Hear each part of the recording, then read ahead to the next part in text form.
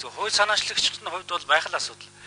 Гэхдээ энэ амьдрал нийцэхгүй байна гэдэг асуудлыг уг нь засгийн газар хэлэх ёстой байсан гэж би бодоод байгаа юм. Яг гэвэл засгийн газрыг одоо энэ 5-7 асуудлыг шийдвэрлэгээд их хурж тогтоо шийдвэр гаргаж өгсөн. Гэтэл хэрэгжүүлэх явцад одоо энэ асуудал бол хүндрэл гарлаа гэж засгийн газар оруулж ирсэн бол ойлгоно л доо. Гэтэл амьдрал нийцэхгүй байна гэдээ одоо тэнгийн ухаан хойно гэж нэг үг байдаг шүү дээ. Тухайн үед нь одоо гараа өргөж дэмжиж үг хэлжсэн нөхдүүд маань эргээд одоо ингээ ороод ирэхэд чи ард түмэн юу гэж ойлгох юм бэ? Ард иргэд одоо энэ их хурл гэдэг бол ер нь нэг дүүрцэн газар байдаг юм байна.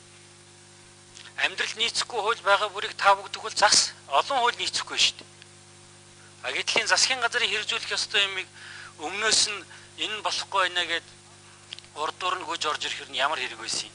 Засгийн газар хууль санаачлагаас эрэхтэй шүү дээ. Тэд хийдэг ажлыг хийх л дээ. Тэгэхээр эн чинь бол нэг их хурлын нэр хүндэд бас сөрөг юм болчиход байна гэдгийг бас би гишүүдтэй хэлмээр байна. Нэг хэдхэн сарын дараа л бүх юм одоо эргээл буцаад гишүүдийн санаачлал оруулж ирээд ингээл засч идэг. Зоригт сайдаас нэг асуулт асууя гэж боддог юм аа. Энэ гишүүдийн ярьж байгаа зүйлийг сонсоод байхад энэ ерний 5 толгой ч одоо 100% ард түмний өмч байна уу? 4 толгой болцсон уу?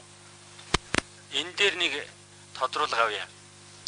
Ер нь одоо нөгөө 100% ард түмний өмч гэдэг нь хэврээ байгаа юу? 4 толгой болцсон. Хэрвээ зарим нэг толгой нь одоо байхгүй болцсон бол тэр толгойг авсан улсууд одоогийн оруулж ирж байгаа зарчмын дагуу мөн энэ хувьцаагаа худалдаж авсан уу? Хэдэн төгрөгөөр худалдаж авсан юм? Яг гэвэл тавгдын оруулж ирж байгааг бол тавг зарчмын гэдэг нь шүү дээ. Гэтэл цаана ч өмнө болсон юм зарчмын байсан юм уу юм? Тэр өмнө одоо тэр дайцуу орон нутгийн 5 толгой ухаан худаг гэдэг энэ хэрвээ 5 толгой нэг хэсэг байсан юм бол хэдийг төлөөд тэр хувьцаагаа авсан юм бэ? Тэгвэл шудраг болно л доо. Үнэхээр тэр үед тэгсэн байсан юмыг бид нар харин их хурд өөрөөр шийдээд одоо ямар ч мөнгө төлөхгүйгээр өгнө гэдээ ингэ шийдсэн байсан бол би та нөхдөйхөө ярьж байгааг бол зөв байна гэж ойлгоно. Өмнө яг яаж шийдсэн байсан юм бэ?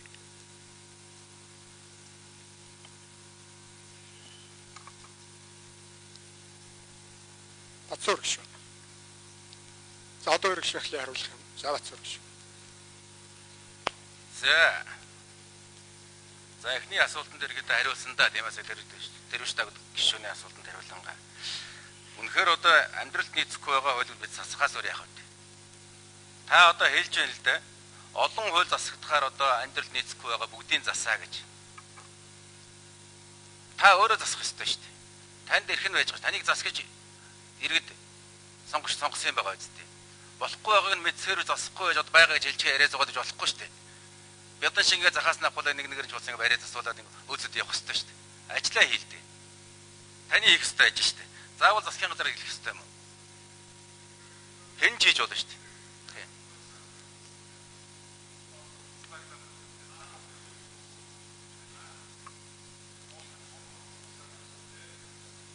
Үгүй үгүй хэлж болдгоо юм уу? Үгүй хэлж болдгоо. Би үгүй хэлж штэ. Яагаад би саналаа л гэж. Би асуултанд хариулж байна. Гишүүд асуусан би тэрэнд нь хариулж байна. За тэгвэл болъё тэгвэл. Одоо ир. За одоо ир. 2 байга хорооны дарга ээлжлэл хариулж байгаа шүү дээ. За.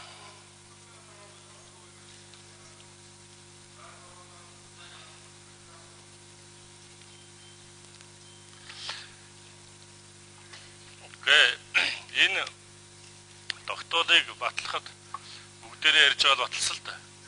Тэгээ энэ маань бас болж бүтэхгүй зүйл байна. Хэрэгжээд эхлэхээр бас хэцүү ялгамжтай байдал бий болох нэ, зарчим юм зөрчигдөх нэ, ялгууртай одоо хувьцаа оногдчих гэдэг нэг санал иргэдээс их гарч байгаа шүү дээ. Хөдөө орон нутгаар явхад ярьж байгаа таавхан сонслол байгаа. Тэрний дагуу гарч ирж байгаа юм л. Үүнтэйгээ зэрэгцүүлээд бидэнд мөн ялгаахгүй бүх гишүүдэд компаниудаас энэ саналууд ирсэн шүү дээ бас. Энэ саналууд дотор байж л байна бас зарим нэг нь юугаа тогтоолоо битгий өөрчлөөч гэсэн саналууд байж байна. Иргэдэд өгөх зүйтэй гэсэн зарчмыг дэмжиж байна. Гэхдээ иргэдийнхээ 24 болгоод компаниудын 10-ыг үлдээгээд ингээ 34 болгол яасан гэсэн саналуд байж байна. Ерөөсөө огт өөрчлөж болохгүй гэсэн саналуд байж байна. Ингээд олон янзын саналуд явж байгаа. Тийм үү? Энэ саналуудын хүрээнд ярих боломжтой маа гэж үзэл байгаа. Зүгээр бид парламентын гаргаж байгаа шийдвэр болгон зөв гэж хэлэх хэцүү л дээ. Тийм ч учраас бид нар нэгэн дээр хуулийн нэмэлт өөрчлөлт оруулдаг, шинээр найруулдаг. Ер нь нэгэн тал одоо гаргачихсан дүүрсээр үр дүн нь одоо ямар хөө болох нь хамаагүй энэ дээрээ гүрий гэвэл бас өрөөсгөлтөө. Хэдүүлээ ярилцгал зорилготойгоор та бүхэнд парламентэд их хурлдаа энэ тогтоолохоо төслийг өргөн бариад ийм л боломж замыг л гаргаж байгаа шүү дээ. Бид энийг актер өмчлөөд авчих гэж байгаа зүйл шинэ парламентын их хурлын хамтын бүтээлээс түрүүнд бид Хилхан гишүүний асуултанд хариултаа хэлсэн. Бүгдээрээ ярилцах хэрэгтэй гэж бодож байгаа. За баярлалаа гишүүд. Тийм за. 5 толгой хэдэн толгой болчиход байна гэж. За.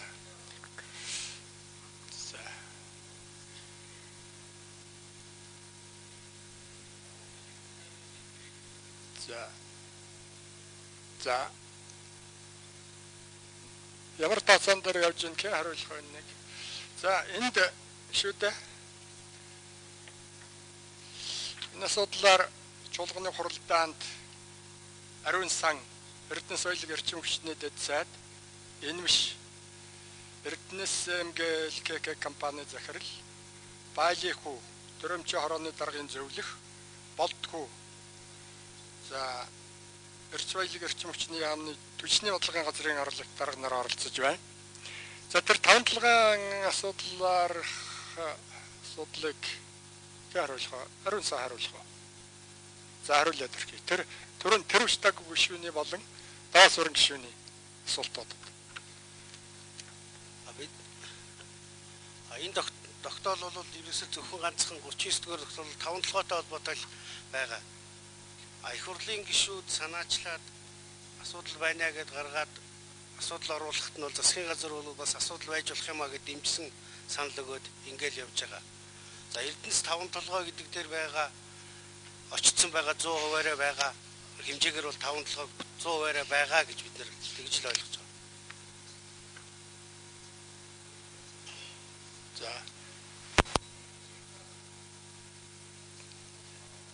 байгаа. За даас өргөн шүү. Тодорхой. Тэгэхээр дэд сайд хүн хариуцлагатай их хурлд бол төрийн дэд байгууллагын өмнө бол үнийн шудраг хариулж байгаа гэж би бодож байна. 5 толгоогоор байгаа гэж ингэж үзэж байгаа юм байна. Энийг тодруулах шаардлага гарах байна. Би зүгээр гишүүдийн хувьд бол хэлээд байгаа шүү дээ. Засгийн газар оруулж ирсэн бол энэ зохимжтой байх байсан юм а гэдэг шүү дээ. Засгийн газрыг энэ ажлыг хий гэсэн. Тэгээ засгийн газар маань үнэхээр одоо явцын дунд бол хүндрэл гарлаа. Хэрэгжүүлэх болцоог байна гэд ингээд ороод ирвэл эн чинь зохимжтой. Яг гэвэл эн чинь өөрөө хууль санаачлал бас нэг субъект байхгүй юу?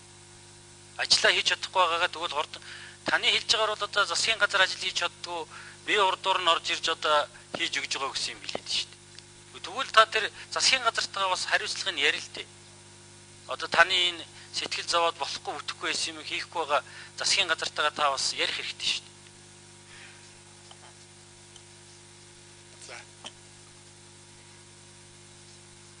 За нэг зориулах зүйл байна уу? Тэр ажлын хэсгийг.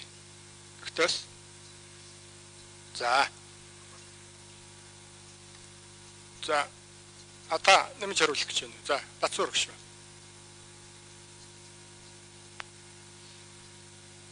За засгийн газартаа бас ийм бас тийм нэг хүүдэн хөндий хандаж болохгүй л дээ. Энд чинь манай засгийн газар шүү дээ. Их хурлаас бид нар баталсан засгийн газар.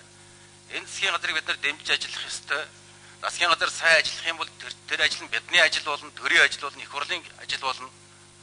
Тэр энэ болохгүй байгаа юм дэмжиж одоо ягаад буруутаад байдгийг. Тэ. За ер нь тэгээ одоо ингээд санал хураалт өгж явах шиг байна. Одоо тэгээ харцгаая дөө. Тэгээд хэн Монгол 999-ийн лоббид автчих хэн одоо иргэдийн тал байна гэдэг одоо харцгаая.